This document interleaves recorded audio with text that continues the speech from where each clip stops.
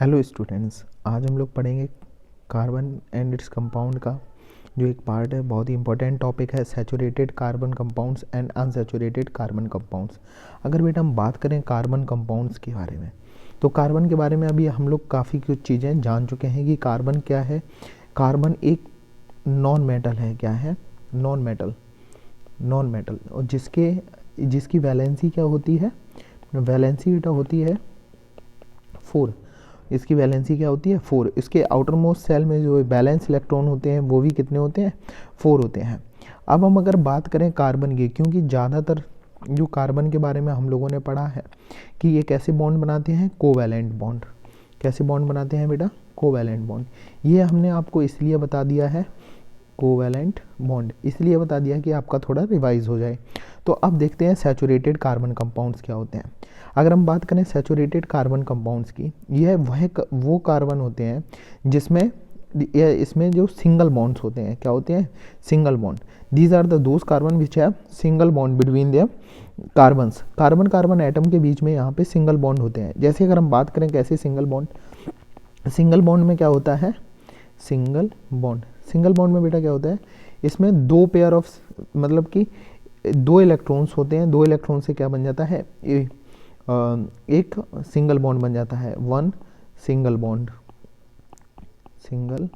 Bond. इसमें क्या होता है? कार्बन कार्बन के बीच में, कार्बन कार्बन एटम के बीच में क्या होती है? शेयरिंग होती है। किसकी? सिर्फ एक एक इलेक्ट्रॉन्स की। अगर हम बात करें CH4 या दूसरा लेते हैं एग्जाम्पल लेते हैं एथेन का, C2H6 हो गया। तो अब कार्बन कार्बन के बीच में सिर्फ सिंगल बॉन्ड रहेगा। जैसे अगर हम कार्बन की बात करें तो कार्बन और यहाँ पे CH3 और यहाँ पे भी CH3। तो कार्बन कार्बन के बीच में क्या है? Single bond. जिस भी कार्बन की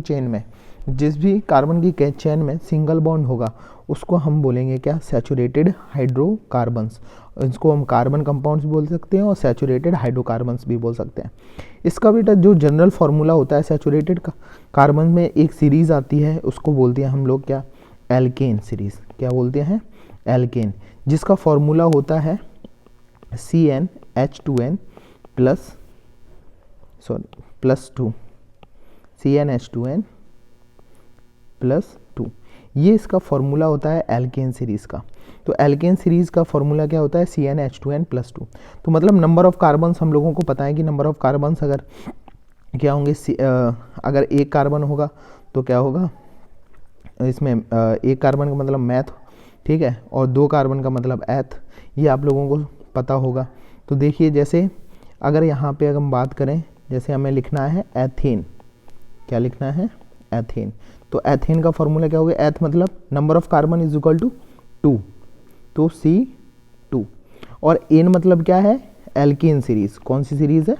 एल्केन सीरीज। तो एल्केन सीरीज का जो फॉर्मूला होता है वो क्या होता है? CnH2n plus 2। तो यहाँ पे देखो H रखेंगे 2 मल्टीप्लाई N की वैल्यू क्या है? 2, तो 2 प्लस 2 ये क्या हो जाएगा? C2H6। तो ये हो गया बेटा एथेन। तो अब आपको समझ में आया होगा कि सैचुरेटेड हाइड्रोकार्बन्स कौन से होते हैं। सैचुरेटेड हाइड्रोकार्बन वो कार्बन होते हैं जिसमें क्या होता है? सिंगल बॉन्ड होता है। किसके बीच में? कार्बन कार्बन के बीच में। ठीक है, नेक्स्ट समझते हैं अब अनसैचुरेटेड हाइड्रोकार्बन और अनसैचुरेटेड कार्बन कंपाउंड्स क्या होते हैं। अनसैचुरेटेड कार्बन कंपाउंड्स वो होते हैं बेटा जिसमें डबल या ट्रिपल बॉन्ड हो। क्या हो? डबल या ट्रिपल बॉन्ड। इसमें 2 पेयर ऑफ शेयर इलेक्ट्रॉन होंगे, 2 पेयर ऑफ शेयर्ड इलेक्ट्रॉन। इसमें कितने होंगे? 3 पेयर ऑफ शेयर्ड इलेक्ट्रॉन।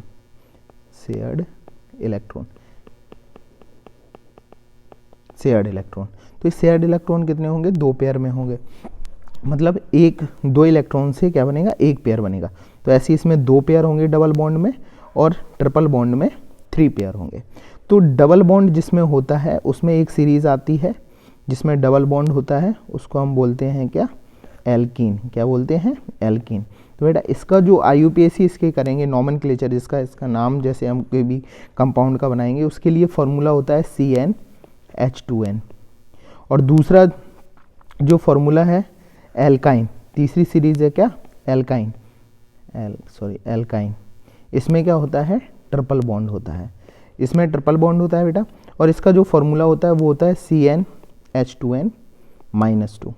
तो अभी तक हम लोगों ने 3 सीरीज पढ़ ली। एक एल्केन, जो एल्केन सीरीज आती है वो सैचुरेटेड हाइड्रोकार्बन्स में आती है, और जो एल्कीन एंड एल्काइन वो आती है किसमें, अनसैचुरेटेड हाइड्रोकार्बन्स में।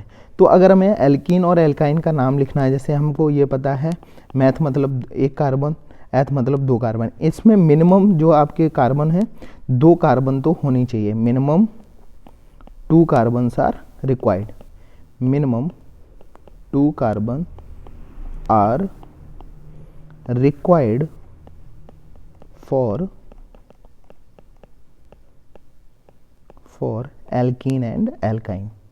Alkene and alkyne, alkene and alkyne के लिए मिनिमम 2 कार्बन तो होने ही चाहिए।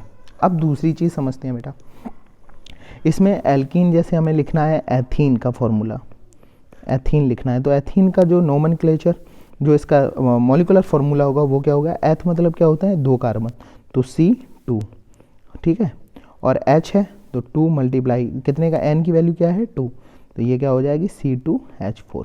और इसका अगर हम स्ट्रक्चर बनाएंगे तो यह होगा C डबल बॉन्ड C और यहाँ पे H2 और H2, तो ये क्या हो गए अनसैचुरेटेड हाइड्रोकार्बन।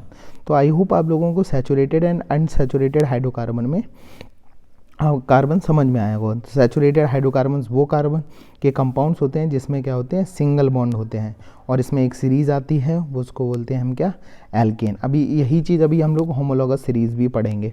अनसैचुरेटेड हाइड्रोकार्बन्स क्या होते हैं, जिसमें एल्कीन एंड एल्काइन होता है। आई होप आप लोगों को समझ में आया होगा। Thank you.